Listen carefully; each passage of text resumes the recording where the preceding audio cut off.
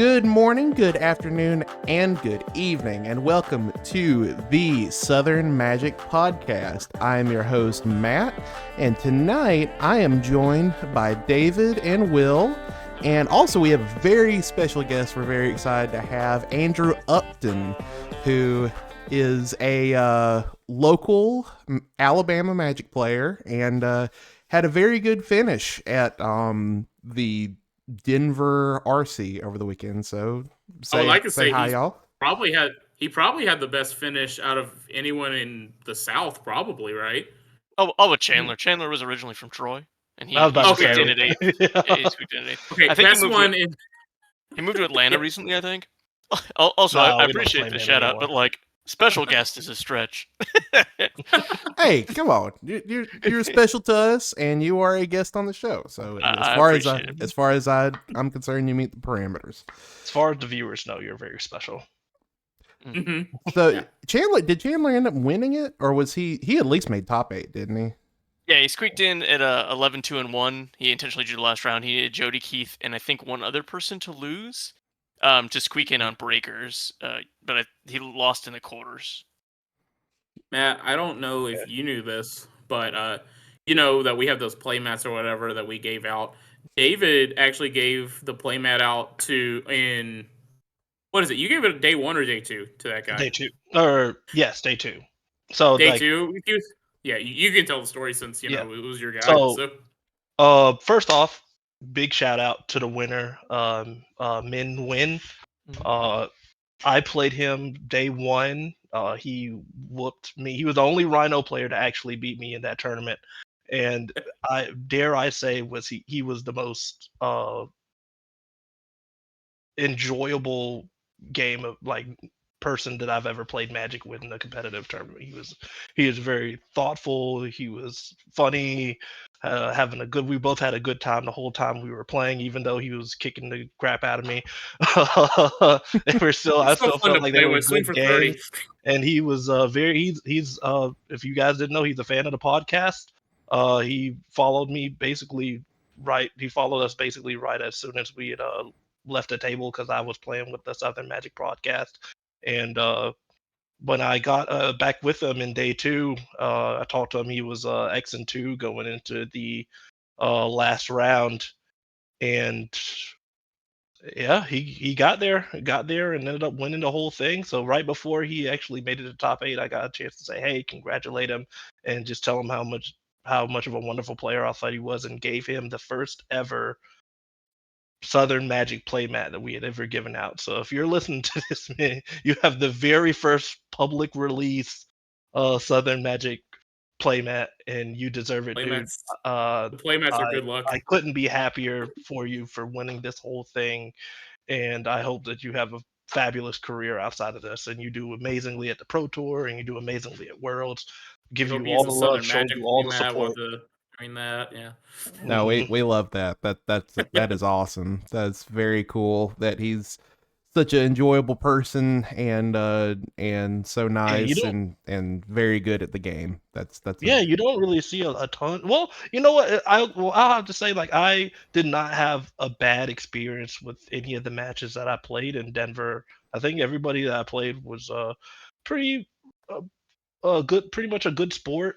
If anything, if they weren't just enjoying every single game that we played, even by the end of it, maybe that was the vibe that I try and give off at these tournaments for people to have a good time, even if we're losing or. But I didn't have any bad stories out of anyone as far as I remember.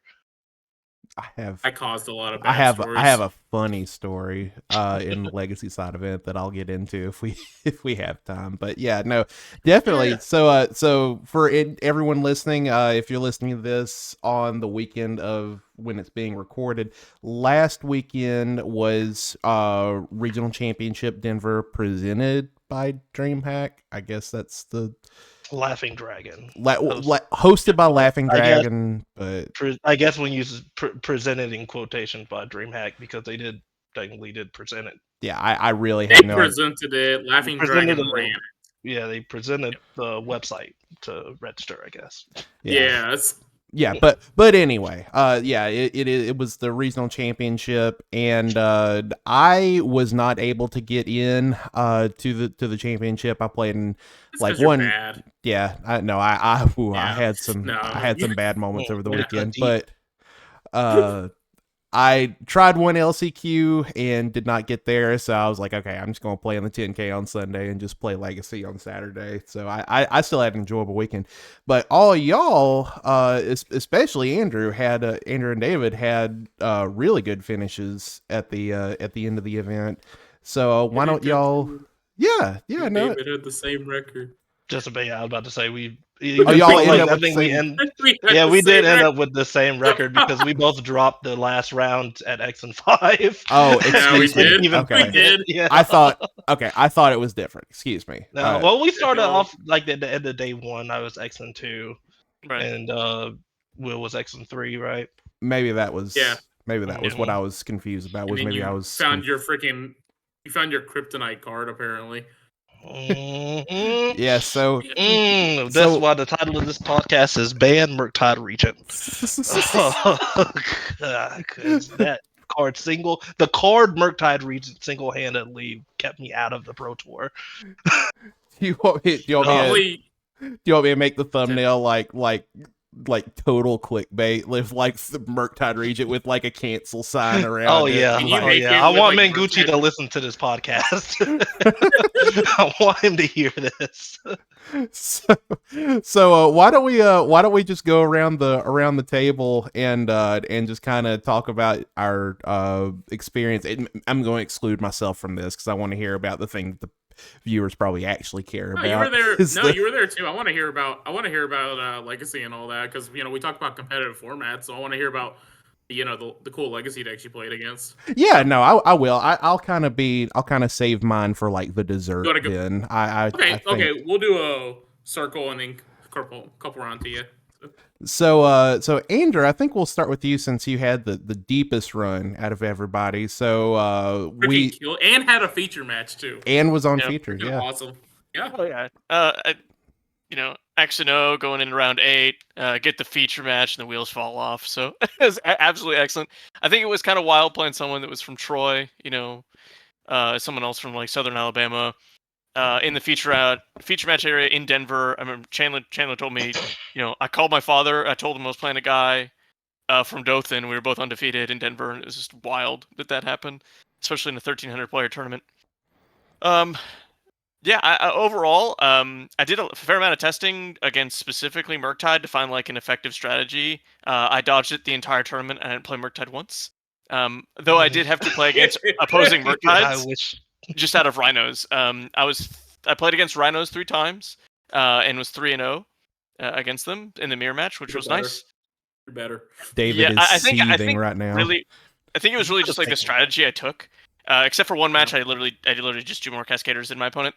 But I think I just took like a very patient and studious strategy where I'm gonna sit back and my goal is to achieve more Rhinos than my opponent. So every one that I can prevent from my opponent, or every one that I can ice their lane on end steps so they can't Tidebinder me for the Cascade on my main phase, is generally how I approach that strategy. I think that was a very effective strategy overall. I did think Obviously, you're Yeah. freaking great. I thought I had a good Yawgmoth matchup. I think it is probably in Rhino's favor overall. But 3 times I played it, I only beat it round 1. But there was almost the last round. I think it was round 13. I played against Yawgmoth. Very nice guy.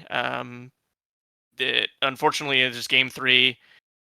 He had a really unfortunate game 1. It's one lander with a couple halflings, and I deaded the halfling on turn 1, so he just didn't get to play the game. Game 2, he ran me over with 3 pieces of hate. Chalice, or not a Legion's End, and a Shieldred. Mhm. And then game 3, I just mulliganed to 6. I kept a 1 lander, but it was one land Lorne revealed. And I was hoping to get to Surveil land with the fetch land, untap, cycle the Lorne revealed for another Surveil land, and like help smooth my draw. But unfortunately, I played fetch land to pass, and he turn 1 Thoughtseize me. So I was forced to, fetch shock to get, a land so he couldn't Thoughtseize my additional land, and then I just never drew the 3rd. Yeah. which is fine. You know, I think that game certainly would go differently if I did hit the third land on time, which could have landed me in the Pro Tours last round that I actually ended up losing. Did knock me out of Pro Tour contention, but luckily my 7-0 start ended me with decent enough breakers that I was able to requalify for Dallas. Made $500 and Great. yeah. Excellent. No, that You'll see in is 6 to 8 nothing. business years. That is still nothing to thumb your nose at, though. That is Yeah. very material of a finish. So no, that's great. And I'm also looking at your list on Goldfish. I'll actually pull it up on the Google View. I don't think that the viewer that y'all can see this, but I kind of have it on the side here. So you opted to just play just straight Teamer Rhinos. You did not opt for the domain Rhinos. Was there a reason for that, or is it just because you just had the most experience with it, or yeah, I think that if you go domain, there is some consideration whether you play 1 or 2 surveillance. I felt like the surveillance were very, very good, and I wanted to keep my mana base clean. I also thought that Teamer was just better against the field as a whole, because Tidebinder, you can leverage that strength against like the One Ring decks or like Amulet Titan, which I knew was going to be their Yawgmoth to some extent, and the domain deck actually cuts that from the main deck. I think some decks played it in the sideboard, but I think I wanted to leverage the wizard creature type and for Flame of Venor, etc. Okay, so you're kind of opting for more consistency then. Consistency, and I think ways to hate to counter the hate that they bring in against you, right? Flame of Venor is very good against a lot of the things that they bring in. You know, does 5 damage to Shouldered and Yawgmoth, and Domain doesn't really have that. No, I understand that the nut draw from Domain is just unwinnable in the mirror, right? Mm-hmm. Like they present Leyline and then Draco, and like it's very, very difficult to interact with. I remember talking to you guys in the circle about it. I'm like, you know, if I get matched up against that, I mean, I realistically think that like bringing in Force of Vigor is not even the worst thing, because you know, some draws they're just not going to have the ley line. Sometimes you're going to have a couple. Sometimes they're going to put two Scions in play and have no ley line. You're just going to be able to 2-for-1 them, which, you know, I ultimately didn't matter. I didn't play Domain during the day. I know Will did at one point, so he can probably speak more to the mirror match. But ultimately, it was a decision I made to leverage Flame of Venor, and I think that Mutavault actually, even though I only ended up playing 1, if I could re-register today, I'd probably play 2. I'd probably cut the Mountain. That was more of a burn consideration. I think the Mountain's important to fetch for that purpose, but I didn't expect a whole lot of burn. So in hindsight, the second Mutavault for Flame of Venor leverage probably be better. Yeah. Okay. Burn ended up being like 4%, just about, right? Which is, I mean, not super low, but I think it was one above just being an other deck, basically. Correct. Yeah, I definitely saw it like sitting next to me in like the 2 to 3 seats to my right, like multiple points in the tournament. But you know, never. And that did fade off as the tournament went longer too, I think. And you touched on this too, and I kind of wanted to revisit it because this is something that I think pretty much the whole competitive community is on board with now. So the surveil lands are very good. Yes, I mean, yes, they are. Yeah, there was a lot of there seemed to be a lot of debate on if they were going to be playable, because, you know, the argument is like, oh, it's just a fetchable scry land in a way, but, you know, it's not. It's like, I mean, it is, but it's surveil and it's like way better than that. So I don't know if you were running any, David. I don't even know if there is a red-black one or not. No, But yeah, there's one for every color. I think it's based on like what your deck is doing and the type of game that it's going They help to fuel play, Murktide. whether it's going to be good for your deck or not. I played, like Murktide, very good. I played Red Black Scam, which usually wants all of its lands coming into play untapped every single turn. So I felt like, and I feel like a lot of when I was looking at the list for a lot of Scam players this weekend, that they were thinking around that same game plan. That there's not a lot of times, like say with like Teamer or with Yawgmoth or Murktide, where you're just like you just have nothing to do with your mana, or you don't have to use your mana right away, so you just have a turn, so you're able to just fetch on end step, scry, get something into the grave, and also getting things into the graveyard for Murktide and for filtering Agatha Soul Cauldron, stuff like that is Mhm. very good when it comes to surveilling. I feel like Rakdos doesn't have that same leeway when it comes to its mana base. Yeah, I agree. And I actually need to get a Thundering Falls, because that Fiery Islet is going right out of the deck as soon as as soon as I'm able to get one. I got you, fam. I bought I a saw. certain local game store out. I may have taken advantage of a local game store a little bit. I may have paid $40 for about Allegedly. $140 You allegedly. got to say allegedly before Allegedly. everything. Allegedly, y'all don't have the copy of my receipt, but yeah, They don't watch this they didn't podcast. they didn't update the prices of their surveil lands. So I got 6 Thundering Falls for about $3 each. The green black one for Yeah, that's about good stuff. $3, the blue white one for about $3. And since you've mentioned that, I want to thank our new sponsor this week. No, I'm just playing. I'm not going to do that. I was about to say, I was like, did we get the hard point?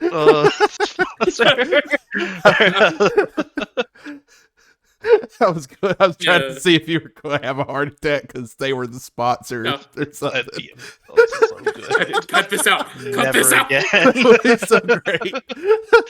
Fix it in post. Already. They're But gonna yeah. be at my door for getting a good deal. So, how did the Scrylands feel in Rhinos for both of y'all? Unparalleled. The amount I of agree. time that I binned fetch land or whatever and just say drew a card to my opponent, just like Mhm. I kept multiple one-landers because of that card. Mhm. There was a couple games where I actually won, which I'll kind of mention when it's my turn to go through my tournament experience. But yeah, the thought that I kept having in my head was I really wish I had like 3 more of these. I know it's bad, but it's like I just want more. It felt so bad just getting fetch lands tapped or getting a shock lands tapped. I was like, I could just surveil. Mhm. But Mm-hmm. but I get it. I'm supposed to be good. I get it. But like Well, after you have that third land, there's after you get that third consideration land, of you that. need it. I've heard like Yeah. a lot of Rhinos players saying they only ran the 2, but then wish they had the third or the fourth one, That's just because that's how exactly how I felt. how free it is basically. And those first 2 Yeah. turns, you don't have to cast anything, especially in the mirror match where you're most likely Yes. not casting anything at all, if Yeah. like except for maybe like an ice to ice down a land on upkeep maybe, but Yeah. Yeah, uh, that's especially right. Yeah, since you're not really you're not doing your big thing until turn 3, so you have like 2 land drops and 2 turns to set up. So no, Mhm. that's very I cool. think out of the 13 rounds that I played, I think I was only stuck on 2 for 1 game because of the surveillance. So yeah, I would agree with that. Like I said, that one match I had where if I think I would have hit the third land had I got to fetch surveil untap, Loren's Yeah. reveal for the other surveil, and then I probably would have found it because it just gives you so many looks. Mhm. I really do want. I kind of would want the third, but like finding the slot for it would be kind of difficult. And I think the power is not only just Yeah. to like sculpture early draws, like you said, where you just don't have anything to do for the first couple turns. If you do have things to do in the first couple turns, like answer Ragavan or, like cycle Lorian's reveal, because you do need to have your untapped land on 3, for example. It's not always just Mhm. free to do that. When the game goes long, if you like happen to have not fetched them or whatever, you and your opponent may be hellbent, and it's very easy to just like make your draws live late, which they weren't previously. Yeah, because I think, like I said, the domain deck I think suffers a little bit because they do have to play some triomes in the deck. I mean, maybe if it's just one triome, but if they want to Indotha and Steam Vents, or if they wanted to play Xander's and Temple Garden, but either way, that mana base is a real deal, even with the landline. Mm-hmm. Mhm. Yeah, it seems to definitely have a lot less interaction for I guess a different form of interaction with leyline binding, but sometimes I imagine that deck could mulligans a lot more than Teamer does to try and find a good hand. Even though I'm pretty sure that deck could probably like mulligan to 5 or 4 and still be happy with the keep. So okay, yeah. So Scrylands confirmed good. I think we're Yeah. all on board with that. So Will, kind of keeping with a similar line before we move to David's Rakdos scam weekend. How did your weekend go? Was there anything noteworthy or anything we learned from the weekend for Oh, I Team never Rhinos? learned. I never learned. But so I was live tweeting like kind of like my results and stuff. So I've actually got that pulled up. Just kind of like kind of an overview of how my tournament went. So round one, I don't know what it is. So there's always a tradition that round one I always play against some flavor of elementals. No matter what format I'm playing. The last RC was Pioneer, and I started off playing the 5-color Yorion deck or whatever, the Bring to Light deck. This time I played against 4-color elementals.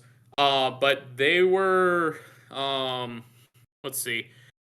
They were running the big difference was they weren't running Delighted Halfling, they were running more Dovin's Vetoes and stuff like that. They got stuck on 2 lands both games we played. But game one, they know what we are because we're open deck list. So they kept a hand that was good against Rhinos, except you kind of need more than 2 lands to function. So they were able to counter. They were able to counter my Violent Outburst, their first Crashing Footfalls of Violent Outburst, and then I cast Shardless Agent, and they weren't able to deal with that. So then I just tend them. Then game 2, they kept a hand of Chalice of the Void, Flusterstorm, Dovin's Veto. So they veto my first Rhinos, and then they slam Chalice. And I look at my hand, I'm like, well, they missed the land drop. I think we go ahead and just run out the other Shardless Agent. And I proceed to beat them down to 6 with just Shardless Agents before they get their 3rd land. And by the time I have all the counter magic, all the stuff I need. So I'm able to get them. Round 2, I play against Amulet.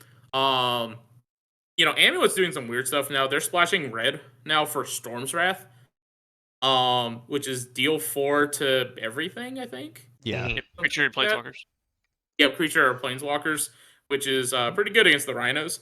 But luckily I was aware of this, and I was able to kind of play around it, and I was able to get them in 2. After the game, he told me that he cited in 14 cards against me.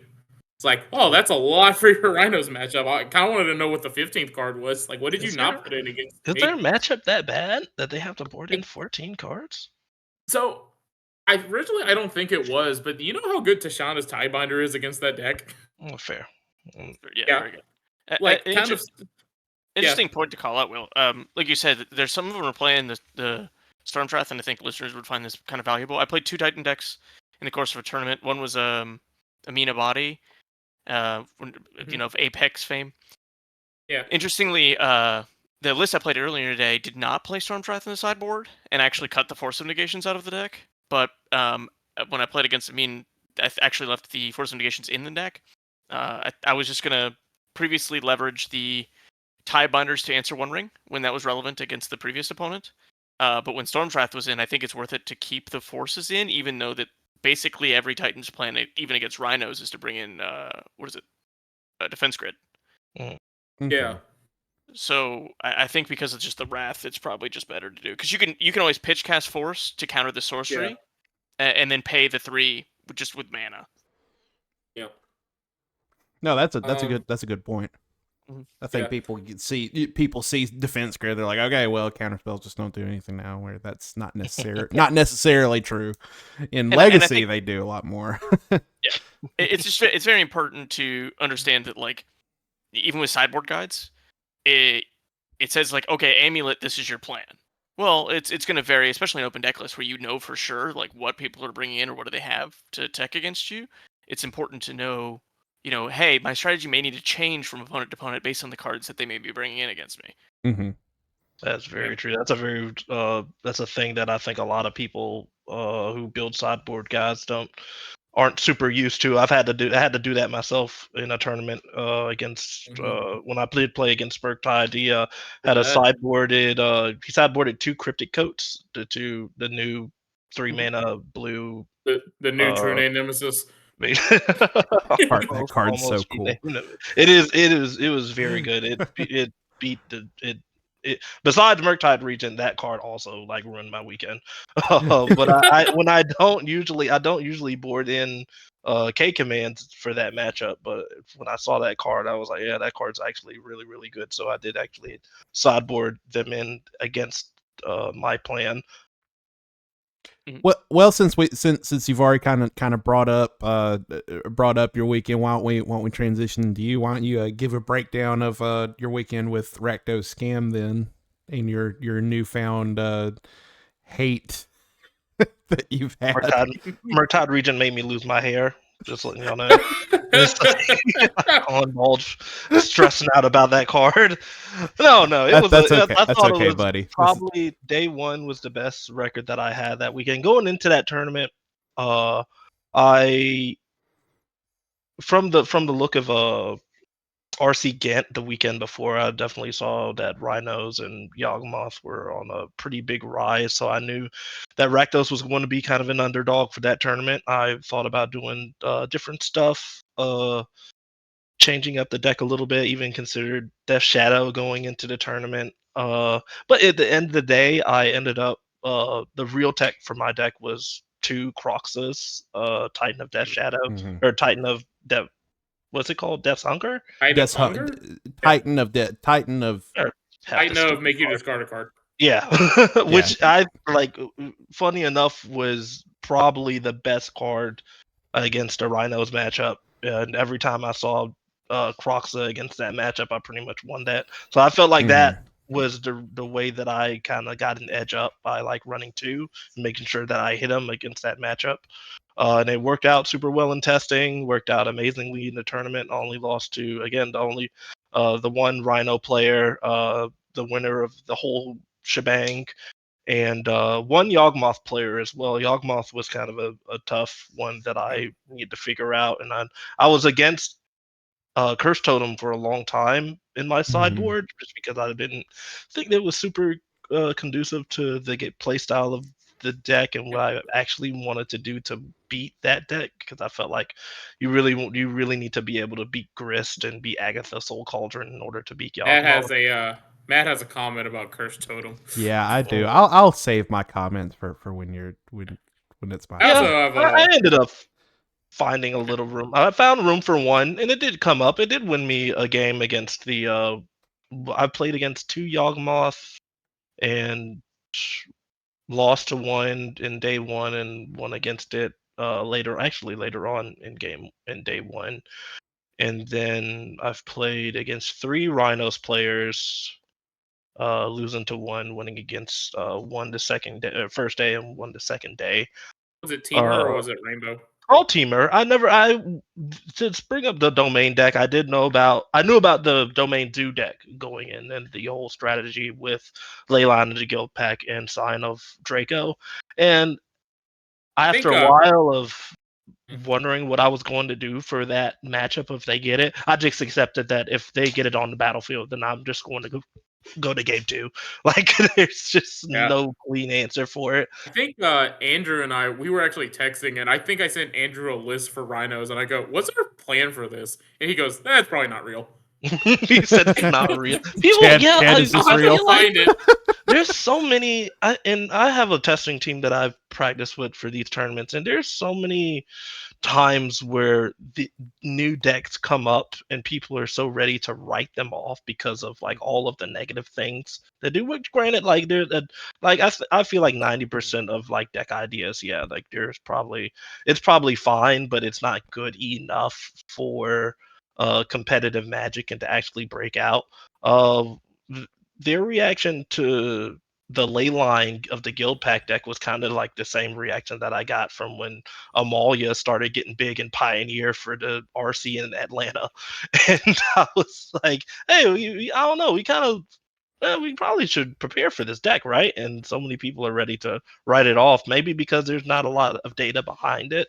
But when stuff like that comes up, you should be at least ready for it, especially when it's as strong as getting a turn 2/4/4 that With flying everything. lifelink, everything, every relevant piece of text on it, and Hexproof. also gives you. Now, what Hexproof. I didn't consider was the addition of it into a Rhino shell, which I knew I did not that either. before there was a deck that was basically like that without Leyline of the Guild Pack, but it didn't get a lot of traction outside of like next to like the regular teamer builds. But I think the Leyline of the Guild Pack technology in that deck, it probably put it a little bit over the top.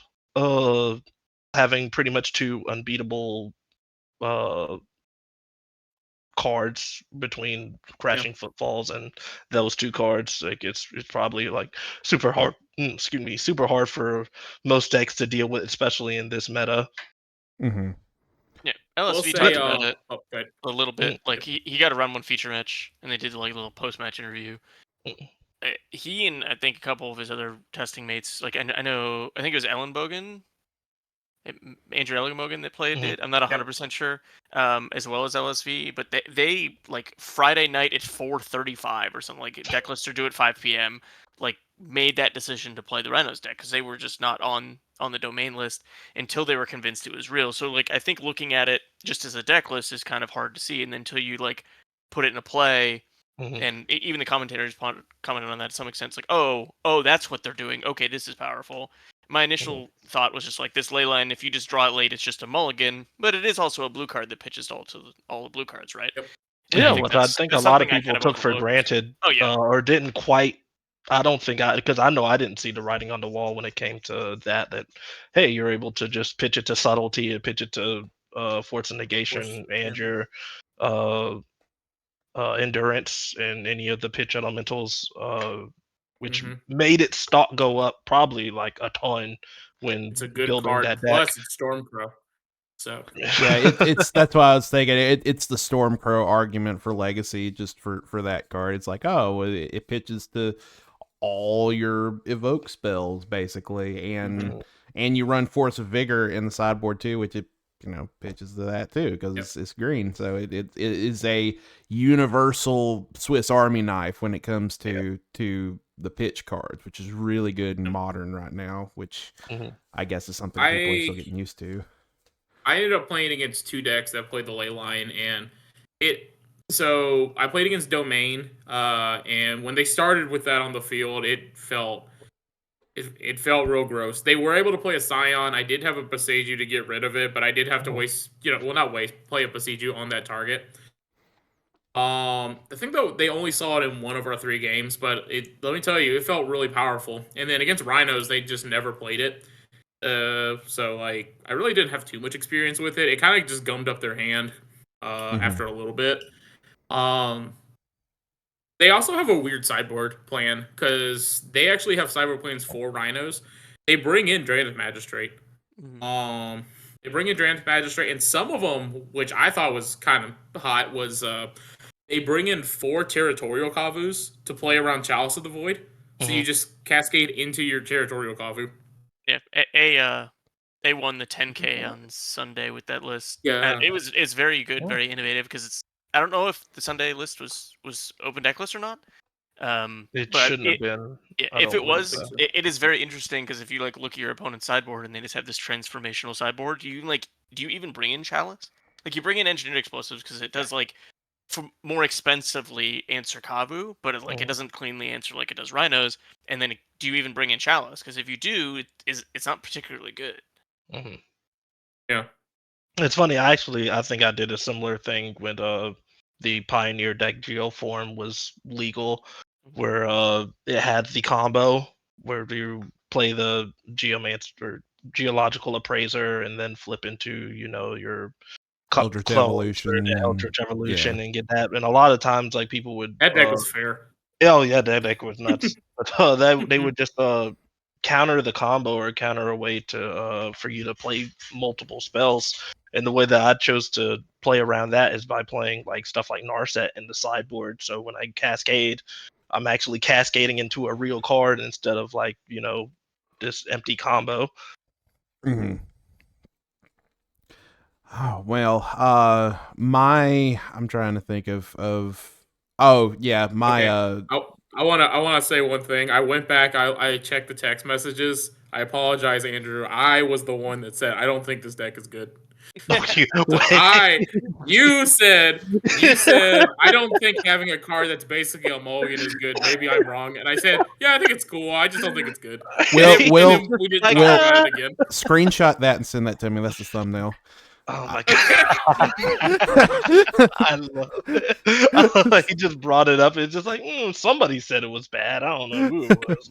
I'm not gonna name any names or anything, but throw anybody under the bus. I don't think it's I checked my sources. Well, it's interesting, right? Because like you're just not sure how good these strategies are going to be in week one, and somebody has got to put the work in order to figure out, because we only had a week or so. Well, we had obviously with spoilers and everything, I'm sure people were looking at it and using it. Even like at the LCQ or the last chance qualifiers, I was walking around tables and I didn't see the Rhino version of it, but I did see a lot of the Zoo version of the Liland of the Guild Pack decks. But you never know if it's going to actually be good enough to break out, or if it's just going to flop next to everything else in the meta. Modern has a really high bar. That's like the thing is we're kind of in this weird point in Magic where realistically Modern is kind of the new legacy. Pioneer is the new Modern from the aspect that maybe there's no fetch lands, but at the same time I think Pioneer is as big now as Modern was at its inception.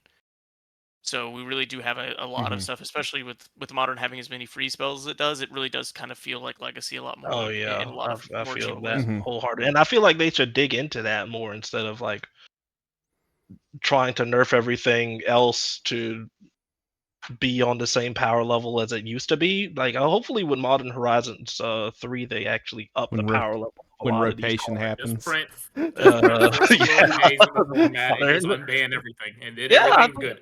I think there's an argument for that, right? Like Legacy, like there's a pretty diverse number of decks, but there's also a lot of very strong strategies that are not about the same power level, but there's clear matchups that win versus everything else. So not one deck dominates for too long. Yeah, that's become my favorite argument or my favorite meme with the Modern Horizons thing is whenever people talk about Modern Horizons coming out, they're like, oh, that's when Modern Rotation comes in. David, did you have any people come up to you whenever you were playing Scam and just say, oh, you're still playing that deck? I've heard a lot of people say stuff like that. Had maybe one person might have said something. I think my friend Julian John said something like along those lines. Oh yeah, I never talked to him. I never talked to him during the tournament. I like nodded at him and acknowledged him, but I meant to go talk to him. Oh yeah, he was all over the place that tournament. I don't think he did. I want to say he didn't make it into the second day. We didn't talk a whole lot. He was definitely like out and about for honestly. So I'm not too sure. I tried to reach out to him out offline to see if he wanted to do anything, but I don't think he got back to me. I always have a good time when Julian's around. But no, I think that was definitely an argument for that weekend. I was under the assumption that I wanted to make my matchups against the better decks a little bit close. I knew they weren't going to be favorable, but I wanted to definitely make them closer. But I felt that what people were going to do to beat to kind of metagame against the top decks, my deck was going to be good against. So, like for instance, Living End was the third most popular. Fourth most popular. Was it above Amulet Titan? I want to say that it was the fourth most popular. That's what I lost my. That's what I lost my last game too. I just remember our last game. We got into a counter war where they went Violent Outburst. I go Force of. What is it? I go Force of Negation. They go Force of Negation. I go Urtai Scorn. They go Mystical Dispute. And then they had another Cascader in hand too, which was the worst part. Yeah. So that's why I'd still decided to go with Rakdos. I felt like between that and like the Teferi 4-color decks that I would have like a pretty decent matchup against what people were going to do to like beat those decks. And then hopefully, I was hoping in the second day I would play more of those instead of Blue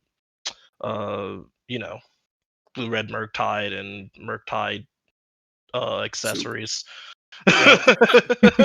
Propane and propane accessory. I love that. No, yeah, but no, I feel good about that list, and I would run it again if I had another tournament that I was going to. Uh, at least that weekend. Might make a little bit of changes. Maybe you run some splash some green, pick your poison. That seems to be the new tech. Surveil land or no? I may just. Ooh. You said a little bit that like you don't think your surveil land's good, but I think that like it may be playable. Like you don't want to necessarily draw it early, but I think like late game is probably great just to fetch it. Because like you said, you're playing 2 Crocs as main, so it's like you're happy to just bin that card, right? Yeah, but the thing is that there's a lot of draws or a lot of opening hands in that deck you absolutely want to keep when it comes to scam hands. And literally every single turn you're using up every bit of mana that you're that you have. I just don't think that a tapped land. Yeah, I don't think that a tapped land is, even though like yes, like I could technically like bin a Crocs is going to be pretty conducive to that. Like there's a lot of times where like you miss your land drop, and if you do miss your land drop and with that deck, you lose so much momentum. Yeah, you when you losing momentum against a lot of strategies really hurts. So that's why, like, another card that I did end up running that I enjoyed a lot was Agadeem's Awakening.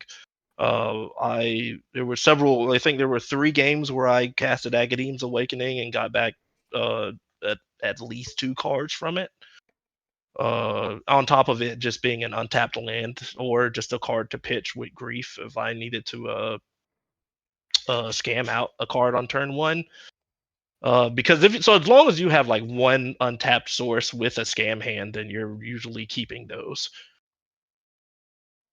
And it feels really bad to mulligan one of those hands just because your land comes in tapped. Well, my weekend, since my experience with how was your Chuck E. Cheese time? My Chuck E. Cheese time. It was okay. It was okay. Well, so the nothing really crazy happened at the LCQ that I played in. I just lost to what's her name? Yeah, Jessie Robkins. Very very good player, very nice. So she got me out of the knocked me out of the LCQ. On Can I mention? Go ahead. Sorry. Can I mention that one spicy ooze deck that we saw during the LCQ? Yeah, that's right. Oh, absolutely. Oh my gosh! All right, do you know what the card Ooze Against Humanity does? I can pull it up. It's 2 and a green. It makes a 0/0, puts 2 counters on it plus the number that are of the same card in graveyard and exile, and you can play any number of them in your deck. So this deck was playing, I don't know how many they were running, but what they were doing was casting Extirpate and exiling not all of them, but like 12 to 13 Slimes Against Humanities from their deck, and then casting Slimes Against Humanities to make like 14 14s, and they won the LCQ. And I wanted them to go all the way. Yeah, they won. They won their LCQ. I thought it was just a fun thing that they did. It was fun. It just won a lot. Oh my god. Ooze Against Humanity. What was the deck besides that? It was just like a normal green black rock deck? Yeah. So you ran like Extirpate and Surgical Extractions, and you made 14 14s. Turn 3. Slime Against Humanity. A Slime Against Humanity, that's what it is. I thought you said Slime Against Humanity. Create a 0/0 green creature token with trample. Put X +1/+1 counters on where X is 2 plus the total number of cards you own in exile and in your graveyard that are oozes or are named Slime Against Humanity. A deck can have any number. Wow, that's so silly. Weirdly, it feels like like Sparky or like Duels Against the Planeswalkers, where you play against a mono green deck and all they do is cast Grizzly Bears. It just kind of feels like that. It's like all I'm going to do is cast this 3-mana sorcery that makes a creature every turn. Can you beat Grizzly it? oozes. Yeah. A big creature, I guess. Which technically, if you're playing against like Rhinos does have a hard time like actually beating bigger creatures. Anything bigger than 5 mana, But or excuse me, Territory of five Avu five sucks. five toughness. Even Shoulder is problematic. Yeah. It's just a 4/5. You really need the Violent Outburst, and then if the Rakdos can't play, or whoever happens to be playing the Shoulder, whether it's Yawgmoth either, if they don't block, it's like very problematic to deal with that card. Mm-hmm. Well, the problem I had with Yawgmoth was when I was in the 10K. I think it was funny you mentioned Curse Totem, because I am not a believer in that card anymore. I resolved that card twice against Yawgmoth, and they killed me through it, because the first time I played it, I was like Curse Totem, and then he untapped me. He was like Witherbloom Command, and then he comboed me, and then That's hot. and then the next time that I played it, I played it, and he said, "Oh, that's annoying. Swing for six, you're dead." It's just like, Yeah, that's why I wasn't sold on that card very much either. I feel like that you need to be winning the game like pretty much immediately if you have that card. Just Because helps you that win deck the runs game. so many, even though that card like shuts down a lot of accesses that deck has. If you allow it to sit on the battlefield for 3 to 4 turns, like it's most likely going to get destroyed, or they're just going to have grist, or they're going to have shieldred, or one of the other ways that they just play around that card and win the game. So Mhm. you've defeated on one axis of the deck, but you haven't defeated the other axis of the deck, which makes it a super. That's why it's tier 1, because it fights on so many axes, and yeah, it's hard to just shut it off efficiently. It feels very much like Blood Moon against Tron. You need the Blood Moon against Tron provides disruption, but you also Mhm. need to have pressure. You can't just like sit there and not do anything. Yeah, So you because need to be able to eventually either you'll interact with their board lose to a effectively. Ring, or you'll lose to the Yeah. Karn, 4 mana Yeah. Karn. Oh, they let us get to 6 mana with mountains in play and play a Wormcoil, and then you're like, Mhm. Oh oh, yeah. okay. yeah. It's not the haha. I've played the card that you can't beat. It's just like Yep. It's a stopgap. you've played the card that prevents me from killing you, like, Yeah. on turn 3 or 4, or whatever turn Yawgmoth can win on. Yeah. Yeah, it's a As- floodgate. Yeah. It's a floodgate, but you still have to win the game. It doesn't just win the game on its own. Yeah. So as someone that likes Yawgmoth a lot, like I played it exorbitant amount. I qualified for Denver playing Yawgmoth. Realistically, Yawgmoth players are very allergic to attacking. It's just not something that a lot of them enjoy doing. I It's think fair. weirdly that's some of the problem with a lot of people thinking the deck is extremely difficult. At the end of the day, it's just a green black mid range deck. You get to turn creatures sideways with, and it grinds really really hard. And just the like, oh, I'm gonna kill your Yawgmoth. Okay, sack my entire board. Most of the time, it's not even correct to do that. Like draw a couple cards, sure. Like make your Young Wolf a 2/2, so your attacks are a little more effective. But other than that, I mean, people very often do not attack enough with that deck. Have you ever watched The Mirror? It's one of the most boring things you can watch. No, It's like I don't watching think I've paint ever dry. seen that. Who puts Yawgmoth into play first? Because you wipe your opponent's board, which also wipes their mana acceleration, Oh, so they God, can't yeah, keep up that's with you right. anymore. So you have no creatures, and even if they manage to deal with your Yawgmoth, you have cards in hand. They have no mana acceleration anymore. It's very often in the Yawgmoth mirror to see like 2 to 3 lands on the opposite side of the board, and you have about 2 to 3 lands too, but you have a Yawgmoth left and 5 cards in hand, and they have nothing. Mm-hmm. Well, besides modern, I decided to just play a little bit of legacy, and I got to play against. I just play Grixis Tempo, just normal thing. I got to play against Triumph of Saint Catherine for the first time, and card's so good. buddy, let me tell you, that card is good. So I pulled it up in the viewer. It is a lifelink 5/5 for 5 mana. That card. Yeah, and it has Miracle for 1 white and 1 colorless.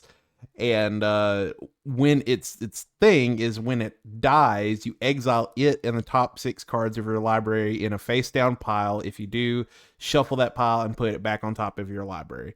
So unless you're swordsing this thing or exiling it in some way, you cannot get rid of this card. And before that card gets added to Magic Online, buy 800 of them. Because that card is going to skyrocket. It's the only reason it's not on any list. It's because it's not on Magic Online. Yeah, people they just don't have the data to Yeah. reflect whether it's good or not. Yeah, it's like beans, which is wild. Yeah, it does trigger beans. Yeah, oh, it does trigger beans. I forget that y'all still have beans in that format. Ugh. Yeah, somehow.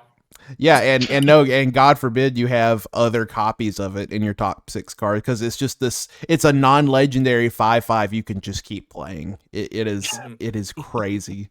So I encountered that for the first time. I ended up drawing against the opponent because we went to time, and I was just like one true name nemesis swing away from winning. But whatever. That's just what happens. I had one funny story happen where only one. One that jumps out to me because it was my opponent really over evaluating how good of a player I was, and I actually am. Because because what happened? I was playing against Painter, and I had blanks in my hand, basically. I had like Force of Will blue card.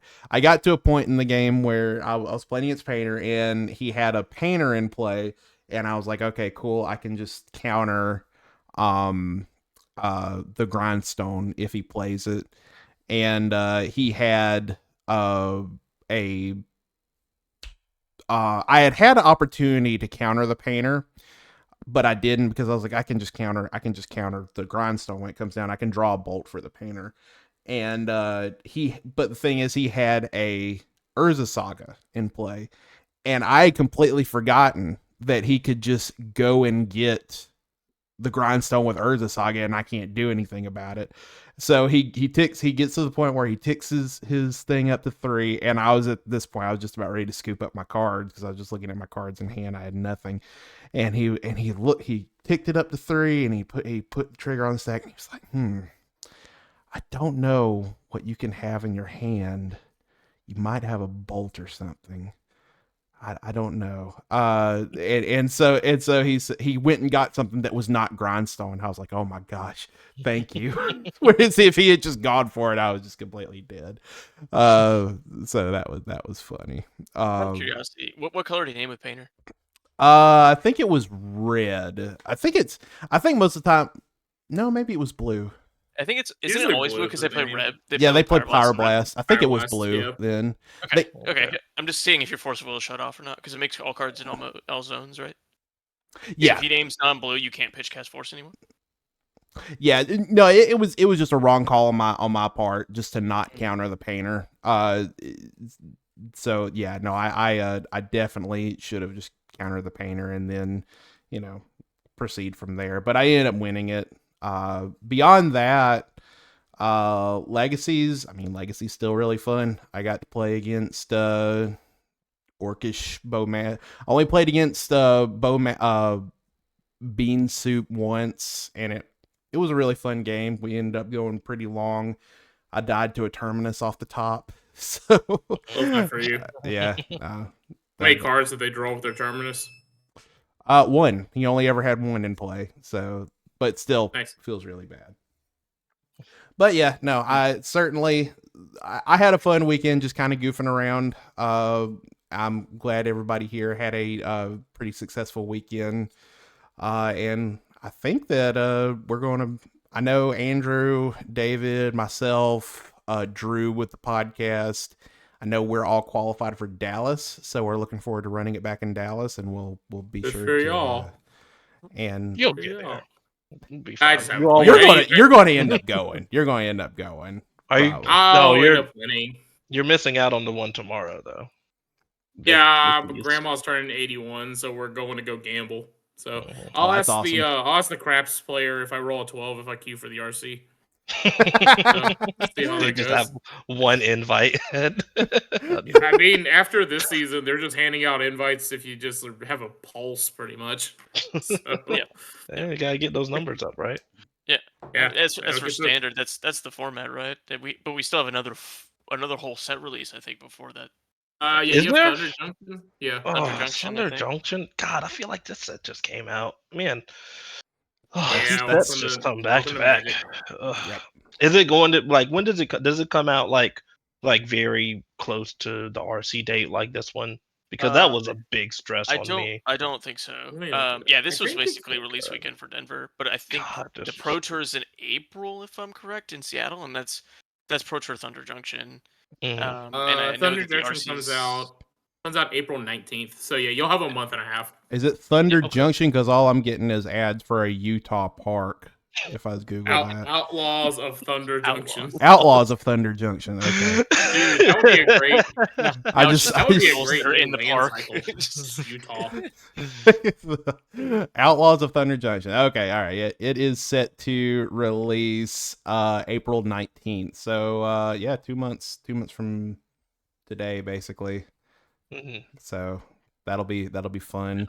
That's also why I'm just not even bothered. I think we touched on this. I am not even going to consider metagaming standard or building anything until way closer to time. I think that's 'Cause appropriate because Play I mean Arena. standard hasn't changed like too Familiarize, much yeah. since their release of murders. I think Boros Convoke Yeah, is Boros Convoke now is in like the only standard. new thing. It's the biggest thing.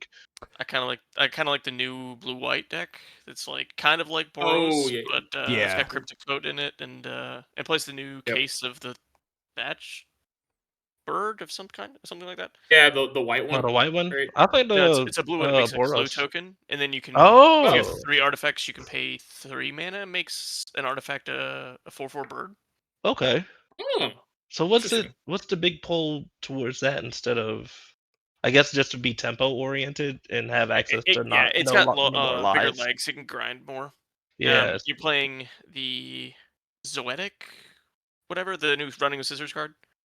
Okay. It's got Discover 3, so you can just like turn your map into a 5/4 Okay. Yep. and just beat down. Also, you can do the weird thing that I'm pretty sure it works this way. If you put the Zoetic thing on the Cryptic Coat, hmm you can then pay a 1 and a blue to return the Cryptic Coat to your hand, and then that triggers the Discover 3. That sounds right. I think Right. so. Yeah. Because Yeah, like off you'll of- go into the graveyard and then it discovers 3. Yeah, Okay. I think Boros is probably better, but I think that deck weirdly has a decent matchup against Boros to some extent. I guess it Um, depends on like how the metagame shapes out Mm-hmm. because I mean people I mean it's the speed of the meta feels about the same. Like Boros is probably just as fast as Toxic. And I haven't seen the Toxic deck at that much since that deck came around, so it probably I wouldn't be surprised if it just replaces the Toxic deck as the fastest deck in the de metagame. facto. I think it's also pretty good against Toxic too, Mhm. because you just get to the point where you just like put a lot of bodies into place that can't effectively attack you anymore. And they can't then block. They can't effectively block, and then you also get the War Leader's Call, right, which makes your guys 2/2s, which Yeah, that means it that gives their you 1/1s can never attack into you. a ton more reach against Domain. Yep. They just have to combo kill you with Blue March and the green guy. Yeah, it's going to be interesting to see how things look in the next couple of weeks because I still think it's still underexplored. I think there's a ton more cards in this set that are super duper good that aren't getting utilized. Absolutely. And then we're gonna put on, I'm gonna get on top of my horse and wear my cowboy hat in the next set. And Eat that last call. Yeah, we're Awesome. all cosplaying. Free invite Billy to the the pre-release. yeah. That's what we're Yeah. doing, and we'll be in Dallas too. So let's. Oh, we oh, gotta- we hell gotta bring yeah! our That's cowboy hats and I'm getting a and cowboy go hat. out to Nashville and get our snakeskin boots and yeah. We bring I out got- all I my got a- freaking root and toot and stuff. I Red got Dead a- Redemption I signed got by a people. nice Stetson and a pair of cowboy boots. If y'all are down, I'm totally down to. I will. I Do would that. I will be down for 100% be down. That would be so cool. that. Ask my friends to get wanna be a cowboy hat. cowboy, baby. So, I wanna be a cowboy. So- Cowboy tribal. Yeah. Fruity. I hope the card gun is in this set. I hope there's a Just card get- that's called "There's a Snake in My Boots." Oh, have like Woody as a planeswalker or something. That'd be so Oh my sick. Oh, I'd love it. That'd be So- hilarious. We're just at an hour, and there's just a Ooh, couple of current events I wanna close out on, just to kind of touch on them before we call it a night. The For anyone who doesn't know, Sheldon Menery, who was noted as the godfather of Commander, one of the first big people to really, I don't know if he created Commander or if he was just a big advocate of it for a long time, but he's very beloved and very well regarded in the Commander community. Passed away in September of 2023. And Wizards just announced today or yesterday that they're doing a secret lair for in honor of Sheldon, and 50% of the product price will be donated to the American Cancer Society to help with cancer research and assistance, which is very cool. We don't talk a lot about Commander on here because this is primarily competitive podcast, but this is just really, really sweet and very nice, a very good read to see. So I thought it was worth bringing up, and the cards in it are very good and very beautiful. They're beautiful. So Oh, I have it very on nice. I have it on the viewer right now. It is all of the cards are full art and have quotes from Sheldon or relevant flavor text to him. There's going to be Teferi's Protection with a quote from Sheldon on it. Eladrami's Vineyard, because he was a very big wine fan. Benny Suprema, which I believe is Greater Good. It is greater good. It's very good, and it is in Italian because Sheldon ancestry was Italian. Ink Shield, Sheldon the Commander, which is a Ruhan of the Fomori, which is a very good 1v1 commander, and it has art as Sheldon as the commander, which is very sweet. Soul Ring and Command Tower. And What does Soul Ring do? Got a new card? it wins you the game if you're the first Yeah, one I'm to about to cast say, it. if you play that okay. art of it. It's like the One Ring, Yeah. but it's Yeah, but no, these are very good, very, very cool looking cards. Are available in rainbow foil and non-foil, and the price for the rainbow foil is 50 and the non-foil is 40. And Really good price. yeah, Yeah, no, very not good bad. price. And Especially Teferi's Protection is the price of the of it. and half of it goes to cancer research. Hey, yeah, I was so about Yeah. to say That they too, yeah, probably made it so that people would actually buy it. Yeah. Just for aftermarket value. yeah, definitely a worthwhile. If you are interested in Commander or anything, I think this is a very, very reasonable purchase to make. Just because, yeah, as we said, cards are beautiful. It's for a good cause, and Sheldon, from everyone that I've talked to who's known Sheldon, including you, Andrew, just all around great guy. Just a really nice lover of Magic. I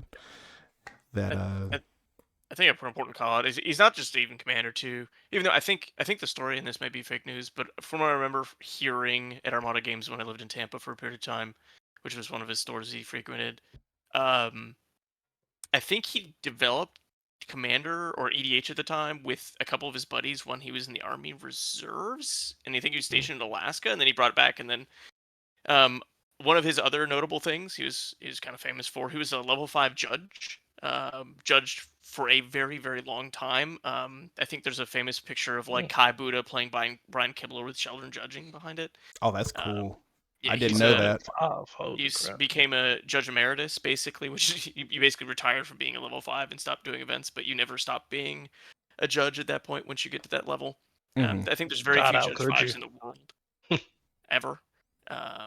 So a monster of a man. I don't think his shoes will ever be filled in this game or in this space. So I think Yeah. even if you don't play Commander and didn't know Sheldon, I think that the supporting the cancer research, because unfortunately that's what took him from us. You know, an overall good purchase just because it's for a good cause. Yeah, I think I might get one. Yeah, people. I mean, it's not uncommon. I mean, people love to rip on the secret layers, but this is this is one that I feel like is a special one. So this is probably my most favorite one, next to the ones where it was like drawn by a kid. I can't remember what that one was Oh. for. Those ones are really Yeah, that cool. one was Extra Life, I think. Yeah, those Yeah. are really cute, and I really like those as well. But that is a very worthwhile purchase to make. I like the And Walking Dead ones because they weren't controversial.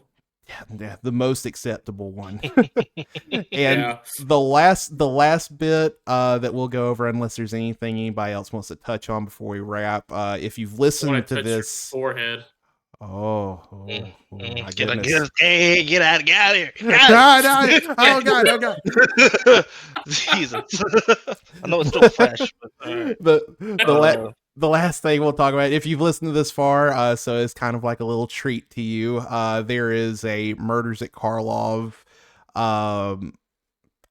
game, NRG, or what would you call it? You were the one who brought this up, Will. That gave Yeah, you so, extra like- points. Your job. Yeah, so it's supposed to be like a puzzle game, pretty much, and it's supposed to take you to certain cards throughout the set. And if you plug all 12 cards into Arena, like you build it into a deck and have a certain title, it gets you 5,000 XP and some sleeves.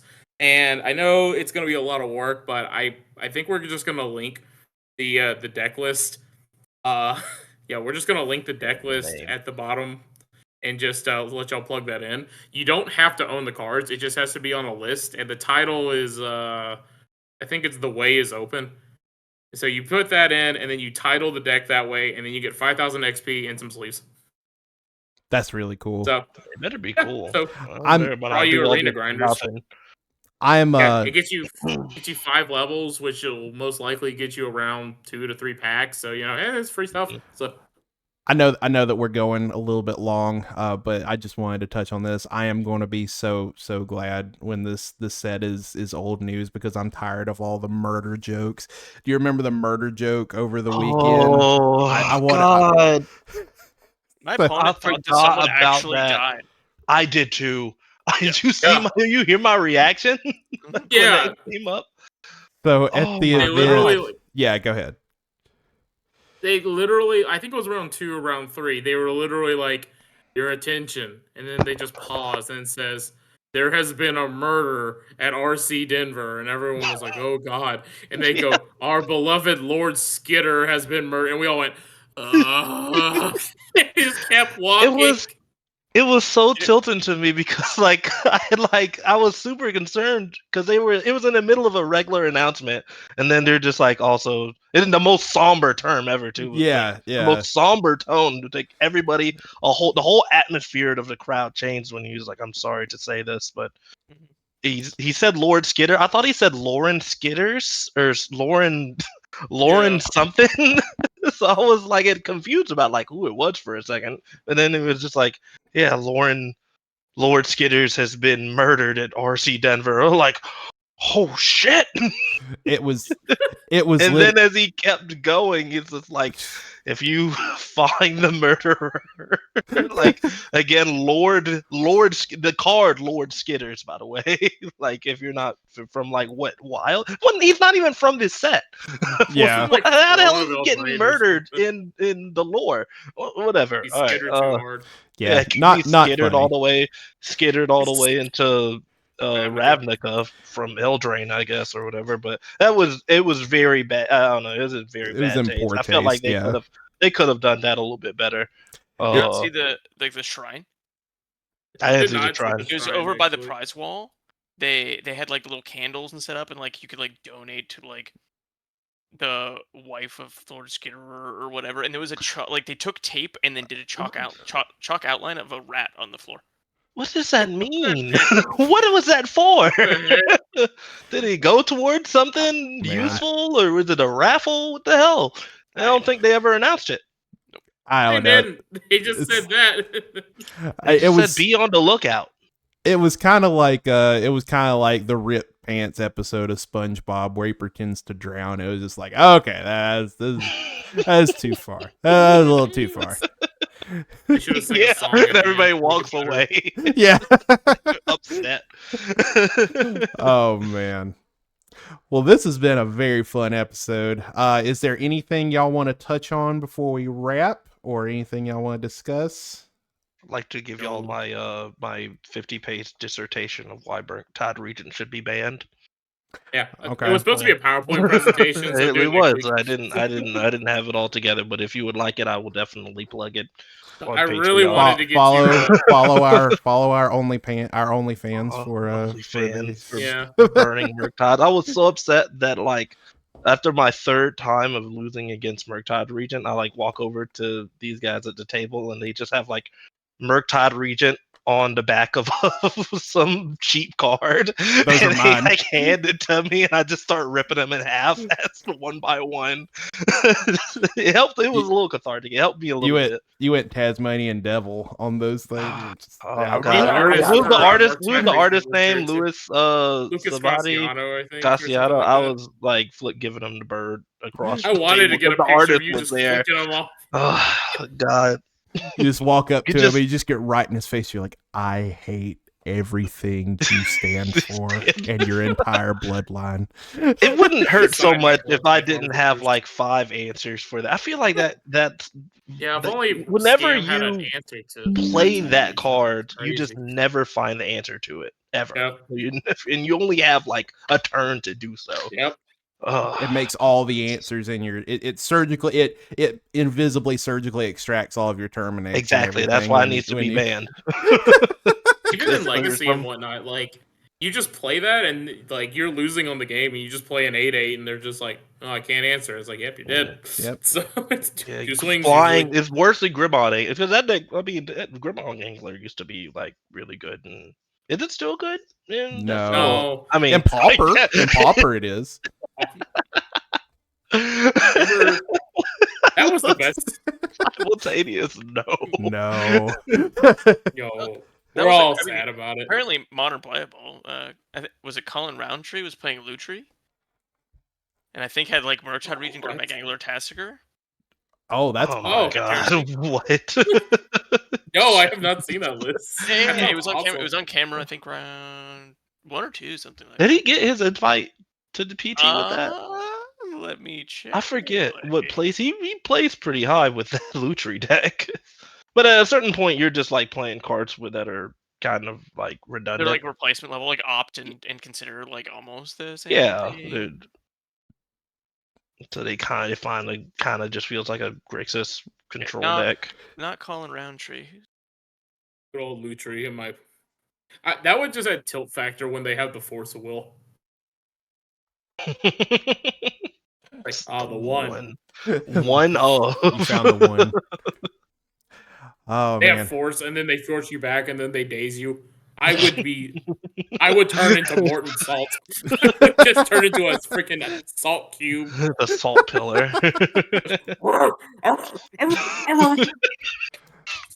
That would be it. We're not gonna go back to that. To the Super Bowl.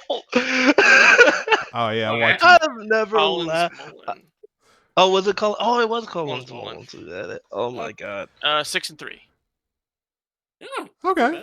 That's 6 wins with Gurmag Angler. I mean, he so- committed in day 2. Oh, that's something. Man, Yeah, the Super 6-3's Bowl was day 2, isn't amazing it? too. That was another good part of the weekend. Super Yeah, that Bowl was a great part That of was the a good weekend. show. that was fun. I love the part where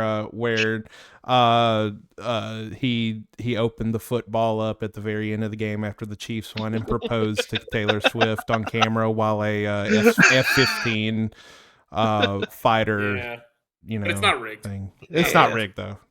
I like the part where like the entire cast of Blue Lock came out and Yeah, what was it on TikTok had a crazy thing where like it was like play-by-play frames of like how the Super Bowl was going to go.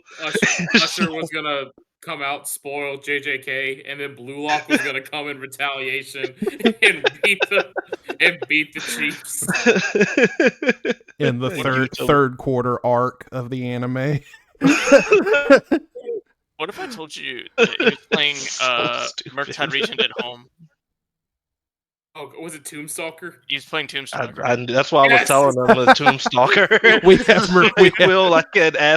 Will ask me about how I felt about that card on stream They yesterday. can ban Murktide, Like, what but, are you talking about? we have Murktide at home. Oh yeah, we got Murktide at home. Tombstalker, very relevant, good power level for a card like that. They just I made like a blue Tombstalker, then it would be fine. back in my day, we played Tombstalker in our Dark Confidant decks. Like, Oh, I remember when Tombstalker was the shit. God, Yeah, no, that wow. was. Oh my god, an 8-mana 5/5 with fly. How do you beat it? it doesn't die to Doomblade. It's just Well, it's that's true. if I'm not playing swords, I just lose. Oh It was my the days god. when Gurmag Angler was a legacy playable card. Just the 1 mana God, 5/5. No other text. Didn't need any. Yeah. Couldn't just push a it. beater. Yeah, you can't push it. You can dismember it or whatever, and then they just counter it. Oh, well, this has been such a fun episode to do. We did go a little bit long, but this is a very eventful week and a lot of stuff to talk about, so I'm okay with that. Well, thank you, Andrew, so much for joining us tonight and offering your insight and just kind of and just kind of just hanging out with us while we just goof off and talk about Magic and the weekend. So as always, be on the lookout for any of our upcoming streams. We're all the time trying to post to our Twitch, stream different decks that we have or anything that we're interested in playing. As always, podcast is going to be posted as often as we can. And as Josh once said on this podcast, the best part about Magic is the gathering. And we will see you on the next video. Bye-bye. Bye.